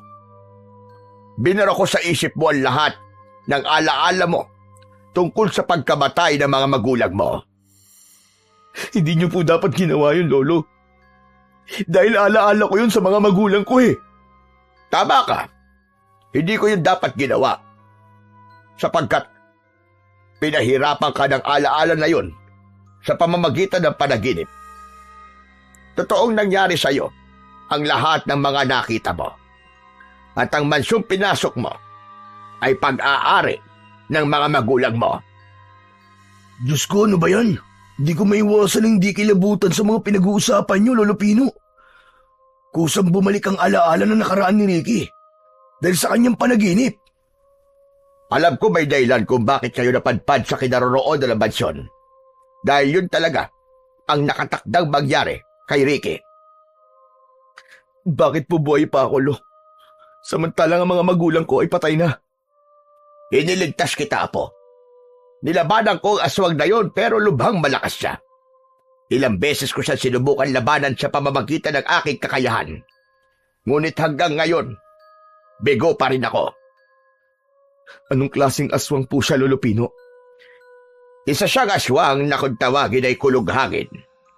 At sinasabi-sabi ng matatanda noon, anak daw siya ng demonyo. Kaya kumukuha siya ng mahalagang bagay sa parte ng katawan ng mga nabibiktima niya. Yun daw ang nagsisilbing lakas niya na pinagkukunan niya ng kapangyarihan. Katulad ng mga nangyayari sa biktima, hindi po ba't parang may gusto siyang itago kaya ginagawa niya yun? Oo, Nolan. Pero hanggang ngayon, hindi pa rin malinaw kung bakit niya yung ginagawa. Kung anak po siya ng demonyo, hindi lang siya isang ordinaryong aswang. Oo, sapagkat ang kulughangin ay ang nilalang na yumakap sa kapangyarihang itim. Kaya kahit anong klaseng agimat ang gamitin mo sa kanya, ay di matatapatan ang kanya kapangyarihan. Kaya nga iniisip nila na kaya nila ang Diyos. Gumaganti sila sa Panginoon kasama ang lahat ng kampo ng kadiliman. Kung wala pong agimat na makakatalo sa kanya, natitiyak ko po na ang papatay lamang sa kanya ay ang natural na kagamitan na walang taglay na kapangyarihan. Naisip ko na rin yan dati. Dahil ang makakatalo sa kanya ay ang taong may malakas na paniniwala sa Panginoon Diyos. Ngayon lang po ako nakarinig ng tungkol sa aswang na kulughangin Dahil nasanay tayo sa kwento ng aswang, halimbawa na lamang ng mga manonanggal, tiyanak, pero mga takot naman sila sa agimat. Itong kulughangin, wala silang kinikilalang Diyos at hindi takot sa agimat. Ano po ba talaga ang kakayahan ng kulughangin? Meron siyang kakayahang magpalit ng anyo, lumipad, gumamit ng itim na kapangyarihan para hindi siya makilala o mahuli. Magkakaroon siya ng ibang katauhan, pero kahit kailan, hindi siya maaaring humarap sa salamin. Napaunat ako sa pagkakaupo at nawala ang sama ng aking loob sa aking lolo. Nagkaroon ako ng interes na malaman kung ano ang kahinaan ng aswang na kulughangin. Hindi sila maaaring humarap sa salamin? Ganun? Tama ka. Dahil hindi niya maaaring tignan ang kanyang sarili sa salamin. Isa pa, gabi lang sila nakakapagpalit ng pagkatao o anyo. At sa araw naman, makikita mo kung ano ang pagkatao na inihaharap niya sa lahat ng tao. Pero ang totoo, hindi naman talaga ganoon ang kanyang itsura. Kung ganun po, sa tingin ko salamin na makakapatay sa kanya. Hindi basta salamin lang, Apo. Kailangan nakatapat ang salamin sa refleksyon ng kahit na anong liwanag. Saka mo lang siya masasaktan. Pero dapat malaban mo ang kanyang kahinaan. Kung ano ang ginagamit niya sa pagpatay, yun din ang kanyang kahinaan. Nagkatinginan kami ni Nolan. Para bang iisa lang ang iniisip namin tungkol sa kahinaan ng aswang na kulughangin. Sinulid at karayom. Yun din ang nakita naming nakatago sa parador. Kailangan nyo bumalik sa mansyon. Kunin nyo ang sinulid at karayom. Yun ang gagamitin nyo sandata para maikulong siya sa mansyon. Saka nyo gagamitin sa kanya ang salamin para siya ay patayin. Sinulid at karayom? Paano naman po namin magagamit na sandata yun? Ang hibla na sinulid, babalutan nyo ang palibot ng mansyon. Hindi siya makakaalis sa loob. Pero masyado pong mahina ang sinulid. Hindi siya mapipigilan nun. Nagkakamali ka, Ricky. Sa oras na maigapos nyo ang mansyon gamit ang sinulid, magkakaroon ng puwersa na manggagaling mismo sa kanyang kapangyarihan. Sa pamamagitan nun, hindi niya magagamit ang lakas niya sa sarili niyang kagamitan sa pagpatay. Sa kanyo magagamit ang salamin laban sa kanya. Naiintindihan ko na po ang ibig niyong sabihin. Sa paghawak ko sa aking bewang ay naramdaman ko ang librong nakuha ko kanina. Kinuha ko yun at ibinigay kay Lolo Pino. Oo nga pala, Lolo Pino. Ito po oh. Nakuha ko po ito sa bangkong tumba-tumba doon po sa mansyon. Hinawakan ni Lolo Pino ang maliit na libro at binuklat niya ang pahina. Saka nag-aalalang napatingin sa akin. Hindi ako maaaring magkamali. Ito ang diary ng nanay mo, Ricky. Sa tingin ko, Apo, ikaw ang dapat bumasa niyan. Ibinalik sa akin ni Lolo ang libro at tinanggap ko yun. Malungkot kong pinagmasdan ng libro sa kanaluluwang napasulyap sa akin lolo. Tumango siya bilang hudyat na basahin ko na ang laman nun. Binasa ko ang mga nakasulat doon. Bigla akong napahagulgol ng iyak habang hawak ang libro. Tol, Ricky, bakit? Nalaman ko, Tol, na pinagtangka ng buhay ng mga magulang ko ng pangalawang asawa ng aking lolo sa side ni nanay. Agawan sa yaman ang punot dulo ng lahat. Kaya tinatahi ng aswang ang bibig ng kanyang mga nagiging biktima para hindi malaman ng lahat na buhay pa siya at siya talaga ang pumatay sa mga magulang ko. Ang sumunod na pahina naman ay wala na naging karugtong sapagkat pinatay na sila ng aswang na si Lola Socorro. Kung ganon, tamang hinala ko na si Socorro nga ang pumatay sa mga magulang mo. Paano po natin siya mahanap kung nagtatago po siya sa ibang pagkatao? Yun din ang nagiging palaisipan para sa akin. Kailangan niyong bumalik sa mansyon. Ipapaalam ko kay Kapitan na nangyari sa mga kaibigan niyo. Teka, kailangan ko pala munang gamutin ang sugat mo, Ricky. Saka ko lang naalala ang 2 sugat sa aking balikat. Pagkatapos gamutin ni Lolo ang sugat ko, ibinigay niya sa akin ang salamin na nakasabit sa dingding ng kanyang kwarto. Kwadrado yun na halos kasing lapad ng aking palad. Palagi mo ito dadalin. Sa oras na makakita ka ng kahit danong liwanag, itapat mo doon ang salamin at siguraduhin mong tatamaan ng refleksyon ng salamin ang katawan ng aswang. Tumango ako at tinanggap ang maliit na salamin na ibinigay sa akin ni Lolo Pino. Magpapaalam na rin ako, Ricky. Bukas na lang tayo magkita. Dito ka na magpalipas ng gabi, Nolan. Nasa paligid lang ang aswang. At dahil nakita niya ang mukha mo, hindi kanya tatantanan hanggat hindi kanya napapatay. Samahan mo muna dito si Ricky. At ako naman ay pupunta kay Kapitan. Teka, sandali lang po, Lo. Baka naman kayo po mapahamak. Kailangan makarating kay Kapitan na nangyari sa mga kaibigan niyo. Huwag kayo mag-alala. Kaya kong ipagtanggol ang sarili ko. Hindi ko na napigilan si Lolo Pino dahil nagmamadali na siyang lumabas sa bahay namin. Ang salamin naman ay isinuksok ko sa aking bewang. Pagkatapos ay itinabi ko ang libro sa ilalim ng unan ko. Subalit ilang minuto lang ang lumipas. Magmula nang umalis si Lolo Pino, ay dumating naman sa bahay namin si Kapitan. Nakita niya na may benda ako sa katawan. Tinanong niya kami kung ano ang nangyari sa amin. Sinalakay po kami ng aswang at kaming 2 lang po ang nakaligtas. Nagulat kami ni Nolan nang sabihin sa amin ni Kapitan na natagpuan ang 3 naming kaibigan sa gilid ng kalsada. Nagkatinginan kami ni Nolan. Teka, paano po nangyari yung, Kapitan? Sa lumang mansyon po namin sila iniwan. Diyos ko, kung ganun, sa mansyon pinapatay ang mga biktima, saka dadalhin sa ibang lugar para itapon ang kanilang katawan. Maliwanag na ang Socorro na yon ang pumatay sa mga biktima. Siya talaga ang salarin. Kapitan, bumalik na po kayo sa bahay niyo. Mamaya po pagsapit ng umaga, puntahan niyo ang mansyon sa gitna ng kakauyan. Aswang po ang pumatay sa kanila at doon po talaga nangyari ang pagpatay sa mga kaibigan namin. Tumango si Kapitan at agad na umalis sa lugar na yon.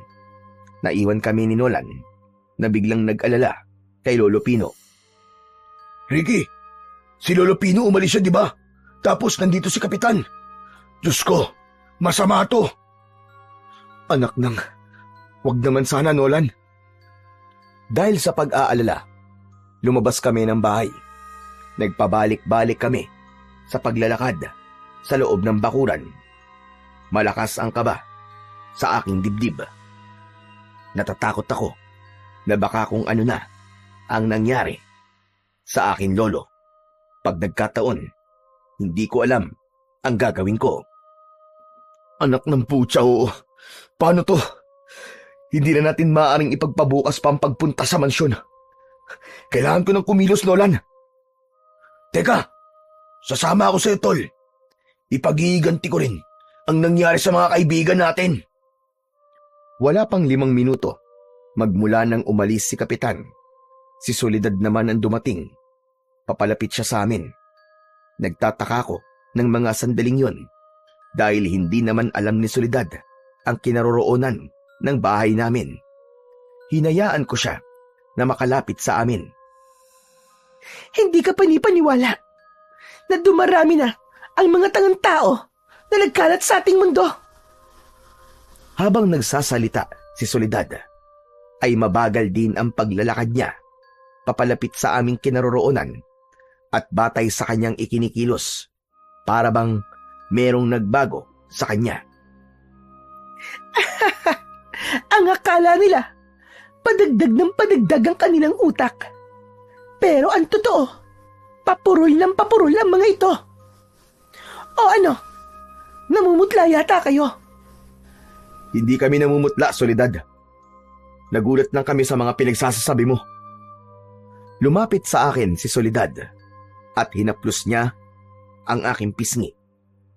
Habang si Nolan naman ay nagulat sa ginawang yon ni Soledad. Malamig yata ang pawis mo, Ricky. Hindi ba't ikaw lang naman na madalas na bumabati sa akin sa tuwing dumadaan ako sa talangkahan? Naramdaman ko ang malambot niyang kamay sa aking pisngi habang hinahayaan ko siyang magsalita. Natatakot ka ba sa akin?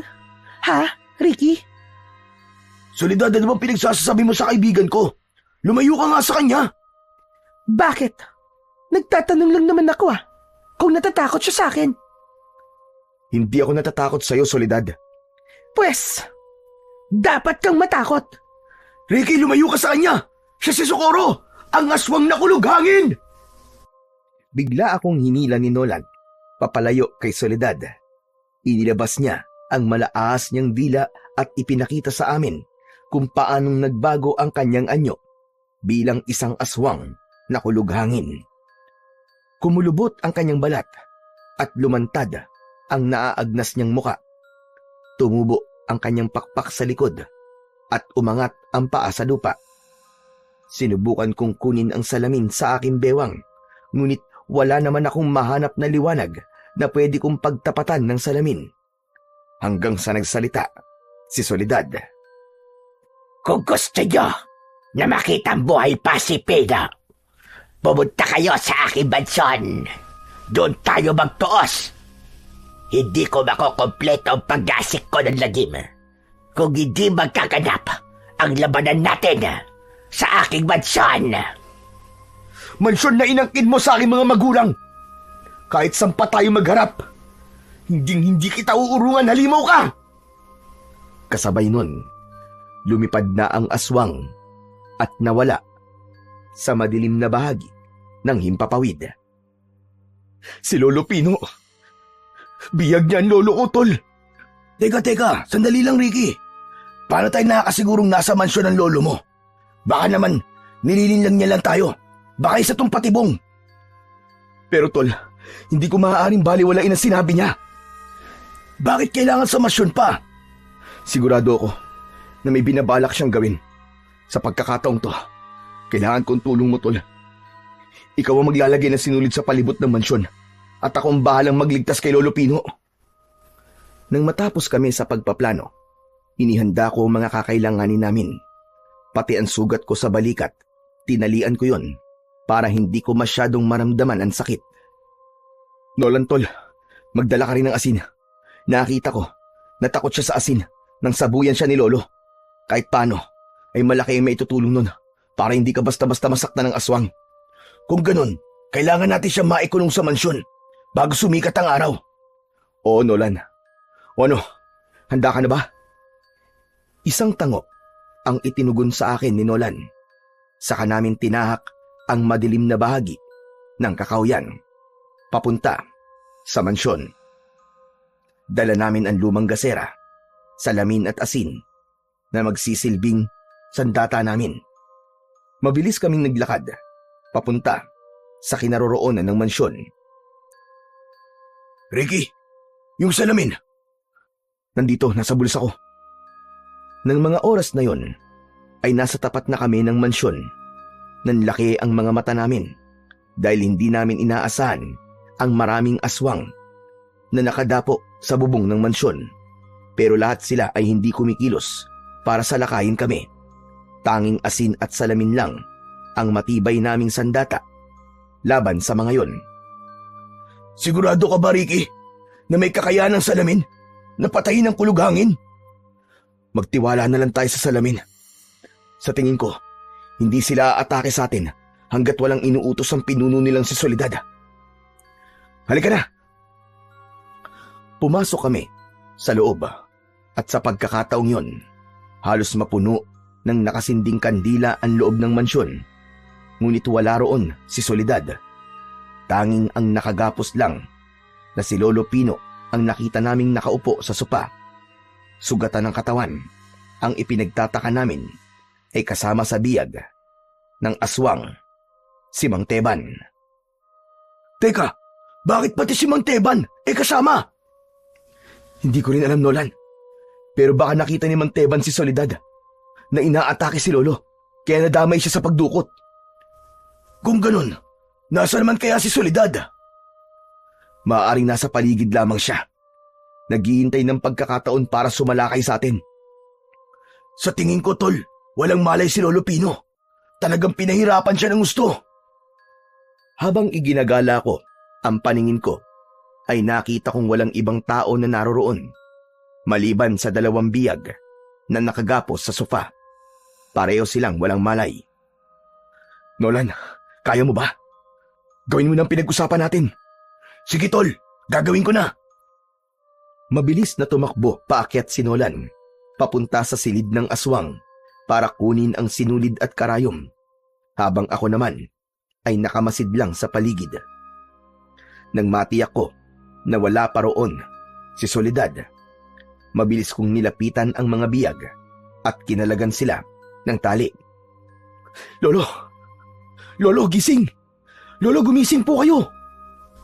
Tinapik ko ang pisngi ni Lolo Pino para gisingin siya, ngunit hindi siya nagigising hanggang sa magising si Mang Teban. Naku, Diyos ko po! Nasaan ako? Anong lugar to? May dumukot po sa inyo ni Lolo Pino. Nasa loob po tayo ng mansyon ng aswang. Ano? Aswang? May aswang sa mansyong to? Opo. Tama ang balita niyo, Mang Teban. Pasensya na pala kayo sa mga nasabi ko nun. Totoong may aswang po sa baryo natin. Sinasabi ko naman sa'yo, di ba? Teka, ikaw lang ba nagpunta rito para iligtas kami? Hindi po, may kasama ako. Si Nolan. Nasa itaas po siya, sa silid ng aswang, para kunin ang sinulid na papatay sa kanya. Halina po, tulungan niyo po akong ilabas dito si Lolo Pino. Hindi ko na natapos ang iba ko pang sasabihin nang mula sa itaas ay nawasak ang bubong ng mansyon. Sabay-sabay na umatake sa amin ang mga alagad ng kulughangin. Inilabas ko ang salamin at naghanap ng liwanag na magagamit ko laban sa mga aswang. Maigpit ko ring hawak ang batuta at lahat ng umatake sa akin ay malakas kong hinambalo sa ulo. Pasadsad na bumagsak ang aswang sa sahig. Dahil sa kaguluhang yun, lumabas si Nolan at sinabuyan niya ng asin ang mga aswang. Nanghina ang mga yun, kaya nagkaroon ako ng pagkakataon para patayin sila. Gamit ang refleksyon na nanggagaling sa liwanag ng kandila, itinapat ko ang salamin sa kanila. Tumama yon sa mukha ng mga aswang at sa isang iglap, nasunog ang mga ito, pero biglang namatay ang lahat ng mga kandila. Anak ng... Ano nangyayari? Namatay lahat ng mga kandila! Biglang tumawa ng malakas si Mang Teban, saka tumalim ang tingin niya sa akin. Ang dali mo talagang utuin, Ricky. Pain ko lang ang mga aswang na yan. Hindi ka ba nagtataka na madali mo silang napatay? Dahil mga wala naman talaga silang kapangyarihan. Inalam ko lang kung ano ang baon ng sandata laban sa akin. Mga mangmang talaga kayo. Mga mangmang! Ano? Anong sabi mo? Inalam ko lang naman kung ano ang binabalak niyo laban sa akin. Akala niyo ba makakaligtas pa kayo?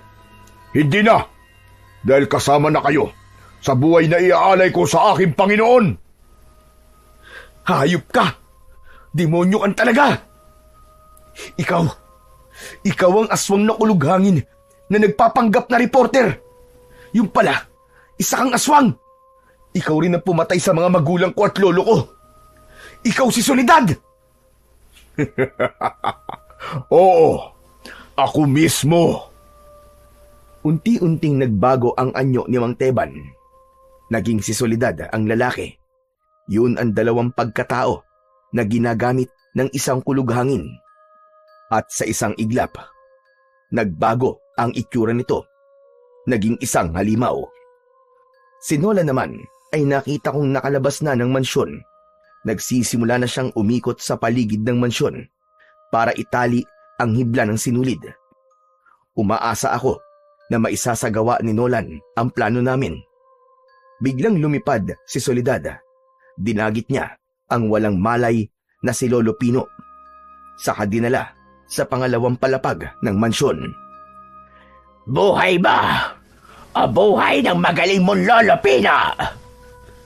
Palagi kong pipiliin ang buhay niya, hayop ka. Kaya tayo magtuos. Ako ang labanan mo. At wag ang walang kalaban-laban sa'yo. Sige, kung iyan ang gusto mo, pagbibigyan kita. Agad siyang lumapit sa akin habang lumilipad. Kaya bago pa siya makaatake sa akin, sinalubong ko siya ng hawak kong batuta. Tumama yon sa mukha ng aswang, ngunit hindi yun ininda at sinuntok niya ako sa dibdib. Bumagsak ako sa sahig habang namimilipit sa labis na sakit. Inutil! Isang mahinang nilalang! Mula sa likod ng aswang, nakita ko na nagkamalay at tumayo na si Lolo Pino. Pumikit si Lolo Pino, saka nagbulong ng mga orasyon sa hangin. Biglang nanigas ang katawan ng aswang. Apo! Sige na! Patayin mo na siya! Patayin mo na ang aswang, Apo! Bilisan mo! Hindi na ako nagsayang ng pagkakataon. Mabilis akong tumakbo paakyat sa hagdan. Hinampas ko ng batuta ang ulo ng aswang na si Soledad. Pagkatapos ay itinapat ko ang salamin sa konting liwanag na pumapasok mula sa nabutas na bubong. Ngunit walang epekto yon. Mga hangal, walang epekto sa akin ang salamin. Isang tambak talaga kayong mga tanga! Mga tanga!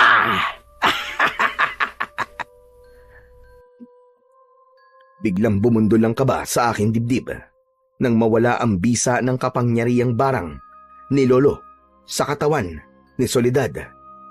Tumayo ang aswang at kinuha niya ang salamin, saka ipinalo sa aking muka.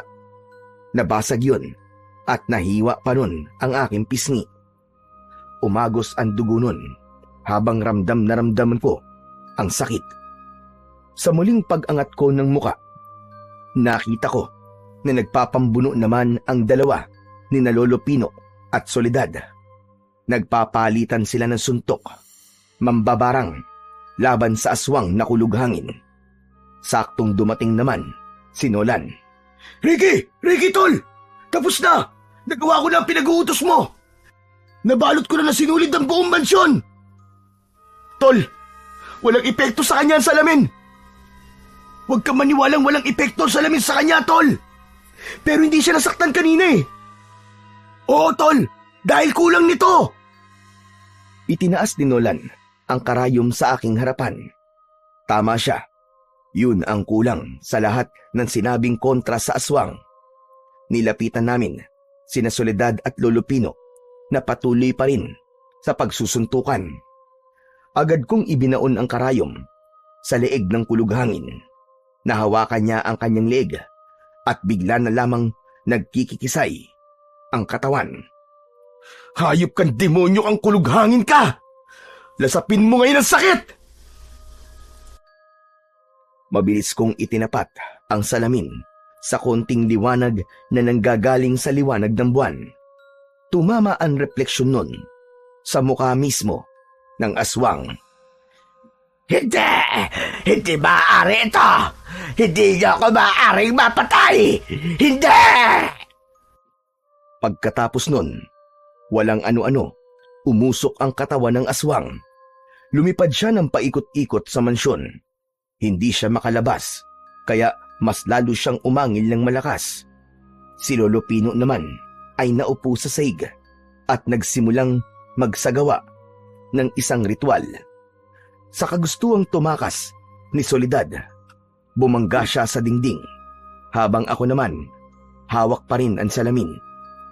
Kahit saan magpunta ang aswang, sinusundan ko siya ng liwanag na nanggagaling sa salamin. Ricky, Apo, ganyan nga! Hawakan mo lang ang salamin! Kahit na anong mangyari, wag na wag mo siyang pakakawalan ng liwanag ng salamin! Dahil sa pagwawala ng aswang, lumapag siya sa saig at hinampas niya kami ng pakpak. Naiwasan ko yun, ngunit ang kaibigan kong sinolan ay tinamaan. Bumagsak siya ng pasadsad sa saig. Mas lalo ko namang inilapit ang salamin sa kanyang muka, kasunod ng aking panalangin sa Panginoong Diyos. Panginoon ko, nagsusumamo ako sa inyo. Tulungan niyo po ako. Huwag niyo pong hayaan na manaig po ang kasamaan. Sa tulong po ng liwanag ng langit, ibalik niyo po ang nilalang na ito sa pagiging abo. Unti-unting sumikat ang araw sa itaas ng butas na bubong. Pumasok ang liwanag doon at tumama sa hawak kong salamin. Mas lalong umusok ang katawan ng aswang na kulughangin at sa pagtayo ni Lolo Pino, hinawakan niya ang ulo ng aswang. Hayop ka! Mamamatay ka na ngayon! Ito na ang magiging katapusan mo! Kasabay ng pagluhod ng aswang, umusok ang kanyang katawan habang umaangil ng malakas dahil sa labis na sakit. Unti-unting nahulog ang kanyang mga mata. Natanggal ang kanyang mga pangil at natunaw ang kanyang mga kamay. Narinig namin ang malakas na pagsabog ng katawan ng aswang at nagkalat ang abo niya sa sahig ng mansyon. Saka lang naramdaman namin ni Lolo ang panghihina ng aming katawan. Bumagsak kami sa sahig, katabi ni Nolan. Nasugatan din ito, gawa ng aswang na kulughangin. Hanggang sa tuluyang sumikat na ang araw sa buong paligid. Ricky, Tol, Lolo Pino, para po may mga tao sa labas ng mansyon na. Naririnig niyo po ba? Siguro, sina Kapitan na yan. Tara na, lumabas na tayo. Wala nang manggugulong aswang sa mansyon at sa ating baryo. Ako naman ay malungkot na naluluwa dahil iiwan ko na ang mansyon na dati ay pag-aari ng aking mga magulang. Naramdaman ko na inakbayan ako ng kaibigan kong sinolan. Tol, ang mabuti pa, kalimutan mo na ang mga nangyari. Ang mahalaga, hindi ka na makakaranas ng masasamang panaginip, di ba? Dahil nabigyan mo na ng hustisya ang nangyari sa iyong mga magulang. Oo, Tol. Maraming salamat, Tol, ha? Sa lahat ng naging tulong mo sa amin. Sus, ano ka ba? Maliit na bagay lang yun. Ganun naman talaga magkakaibigan, di ba? Nagtutulungan. Hala, sige na. Lumabas na tayo rito. Kaya niyo bang maglakad? Kaya naman po, Lolo Pino. Paglabas namin ng mansyon, ay bumungad sa aming harapan ang mga kasama ni Kapitan na mga tanod. Tuwang-tuwa silang lahat na napatay na namin ang aswang na kulughangin na pumapatay sa mga biktima sa aming baryo. Ngunit meron pa ring lungkot ang ibang naroon. Dahil nga nawalan sila ng mahal sa buhay. Pagkatapos naming maikwento ang tungkol sa aswang na nakatira sa mansyon, magkakasabay kaming umuwi pabalik sa aming mga bahay. Pagdating namin sa tapat ng bahay namin ni Lolo Pino, humarap sa amin si Nolan. O paano? Dito ko na lamang kayo ihahatid ah. Sasabay na ako kay na Kapitan eh. Sige tol, Nolan. Maraming salamat sa iyo ha. Isa ka talagang kaibigan tunay. Sus! Di tol, maraming salamat din sa tapat na pagkakaibigan. Pagkasabi nun ni Nolan, ay ngumiti ito at hinatid na lamang namin siya ng tanaw kasama sina Kapitan at ang mga tanod. Ako naman ay maigpit kong hinawakan ang basag na salamin at isinilid ko yun sa aking bulsa. Marami po talagang kababalaghan ang umiiral sa ating mundo. Mga kasamaan na patuloy na humahamon sa kapangyarihan ng ating Panginoon. Ngunit kahit kailan ay hindi mananaig ang kasamaan laban sa puwersa ng kabutihan.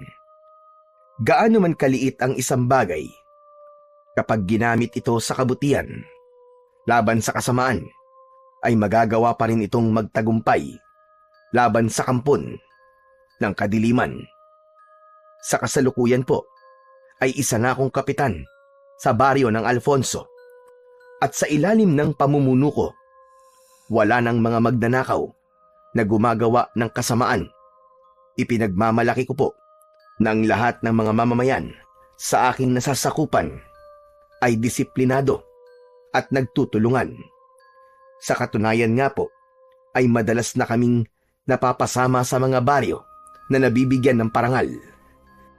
Bilang isang payapa at matulungin na mamamayan, hindi na rin po ako nagkaroon ng masasamang panaginip sapagkat tuluyan ang nasagot ang aking katanungan. Dahil yun pala ay bahagi ng aking nakaraan na hindi ko dapat makalimutan. Sa ngayon po, ay tumigil na rin si Lolo Pino sa paggamit ng ganong klaseng kapangyarihan. Muli ay nagpapasalamat po ko sa pagbabasa nyo sa aking natatanging kwento. Lubos na nagpapasalamat, Ricky.